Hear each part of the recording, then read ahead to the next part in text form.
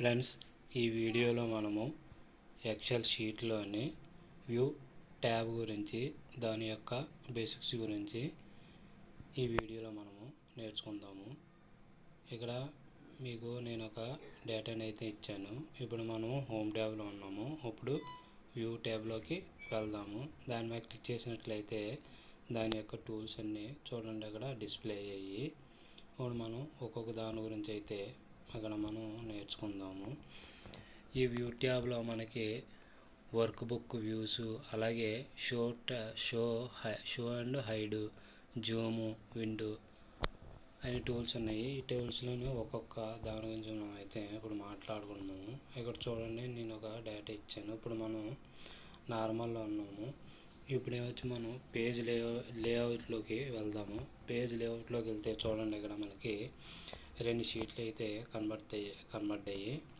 ఇప్పుడు మనము దాన్ని ఒక షీట్ కింద మనం అయితే చేసుకోవాలంటే అక్కడ చూడండి, పైన మనకి ఏబిసిలు అని ఉన్నాయి కదా, అక్కడ మనం కర్సన్ పెట్టి ఇలా అంతే ప్లస్ సింబల్ కనబడుతుంది. దాన్ని పట్టుకొని ఇటువైపు లాగిలా ఉంటే మనకి అది మనకి తగ్గుతుంది. ఏ కాలం అయితే మనం సెలెక్ట్ చేసుకున్నాము అది కాలము విడ్త్ అయితే తగ్గుతుంది. ఇప్పుడు చూడండి, ఒక షీట్లోకి అన్నీ మనకి వచ్చాయి. ఈ విధంగా మనం పేజ్ లేఅవుట్ని ఉపయోగించి మనము చూడవచ్చు, మన డేటాని అయితే సెట్ చేసుకోవచ్చు. అలాగే ఇప్పుడు మనం పేజ్ బ్రేక్ ఉంది కదా, పేజ్ బ్రేక్ వ్యూ, దాని మీద క్లిక్ చేసినట్లయితే మనకు చూడండి, ఇలాగా మనకి బ్లూ కలర్లో ఒక లైన్ కనబడింది. అలాగే మనకి డేటాను బట్టి అది మనకి బ్రేక్ని అయితే అది సెట్ చేస్తుంది అనమాట. మనం పేజ్ బ్రేక్ వ్యూలోకి వెళ్ళిలా ఉంటే ఇక్కడ మనం ఇది మనం పేజ్ లేఅవుట్లో మనం డేటాని కుదించాం కాబట్టి ఇక్కడ చూడండి కరెక్ట్గా వచ్చింది. అదే ఒకవేళ కుదించలేనట్లయితే మనం ఇక్కడ కుదించుకోవచ్చు. ఇప్పుడు మనము కస్టమ్ వ్యూలోకి వెళ్దాము. నెక్స్ట్ ఫుల్ స్క్రీన్ ఉంది కదా, దాంట్లోకి వెళ్ళినట్లయితే మనకి దాని మీద క్లిక్ చేసినట్లయితే చూడండి, మొత్తం అన్నీ పోయాయి. అక్కడ ట్యాబ్స్, టూల్స్ అన్నీ పోయాయి.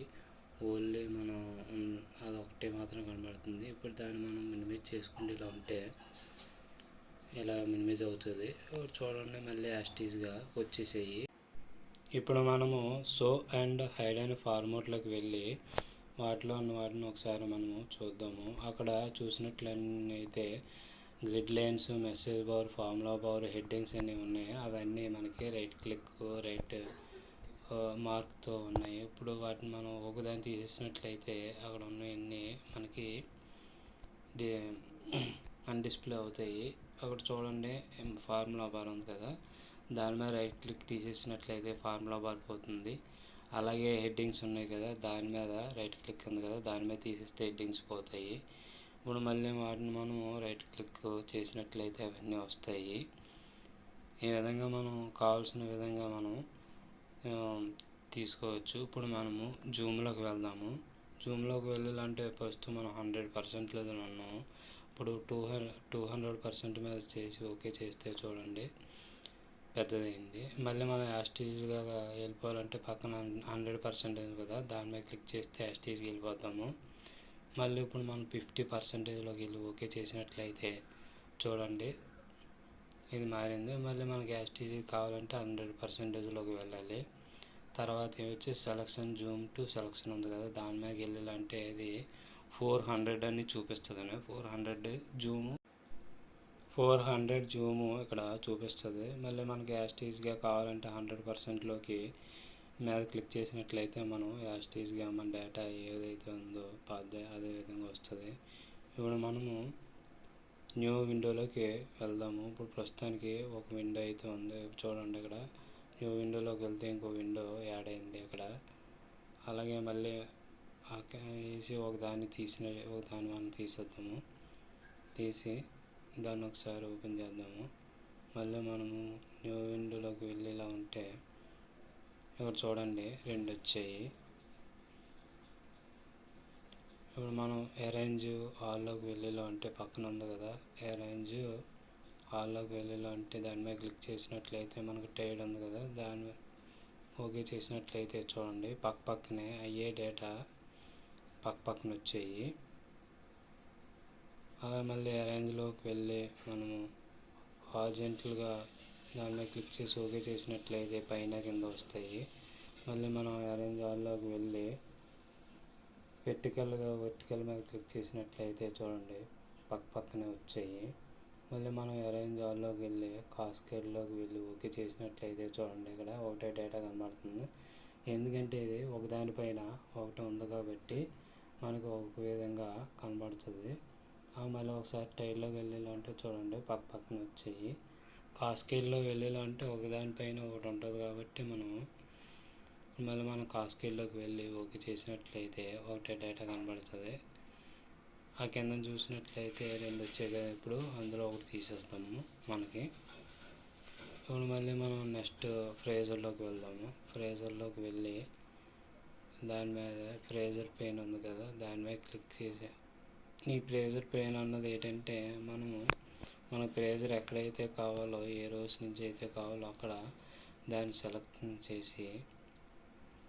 సెలెక్ట్ చేసి ఏ రోస్ అయితే కావాలో ఆ రోస్ దగ్గర మనం సెలెక్షన్ చేసి ఫ్రేజర్లోకి వెళ్ళి మనం ఫ్రేజర్ పెయిన్ మీద క్లిక్ చేసినట్లయితే చూడండి ఎక్కడైతే మనం సెలెక్ట్ చేసామో అక్కడి నుంచి అవన్నీ మనకి లోపలికి వెళ్ళేట్టు కనబడుతుంది. ఫ్రేజర్ అంటే అదేనండి. నెక్స్ట్ మనం అది తీసేయాలంటే అన్ఫ్రేజర్ మీద క్లిక్ చేసినట్లయితే పోద్ది. మళ్ళీ మనం ఫ్రేజర్లోకి వెళ్ళి టాప్ రోస్ ఉంది కదా, దాని మీద క్లిక్ చేసినట్లయితే మనకి హెడ్డింగ్స్ ఉన్నాయి కదా, హెడ్డింగ్స్ అంటే టాప్ రోడ్లో హెడ్డింగ్స్ మ్యాక్సిమం హెడ్డింగ్స్ ఉంటాయి కాబట్టి మనకి ఆ హెడ్డింగ్స్ కింద ఉన్నవన్నీ మనకి సెలెక్ట్ అవుతాయి. మళ్ళీ మనకి అది తీసేయాలంటే అన్ఫ్రేజర్ చేయాలి. మళ్ళీ మనము కిందనే ఫస్ట్ కాలము దాని మీద క్లిక్ చేసినట్లయితే కింద చూడండి ఇవన్నీ ఇలాగ మనం కాలం అన్నీ సైడ్కి వెళ్తుంటాయి. ఫస్ట్ కాలం తప్ప మిగతా అన్నీ లోపలికి వెళ్తుంటాయి. ఈ విధంగా మనం ఫ్రేజర్ని అయితే ఉపయోగించుకోవచ్చు. నెక్స్ట్ మనం స్ప్లిట్ ఉంది కదా, దాన్ని మనం ఎక్కడైతే మనకి స్ప్లిట్ కావాలో అక్కడ మనం దాన్ని సెలెక్షన్ చేసి స్ప్లిట్ మీద క్లిక్ చేసినట్లయితే చూడండి మనకి అది 2 ముక్కలుగా అయ్యింది. అంటే పైన ఒకటి కిందన ఒకటి అనమాట.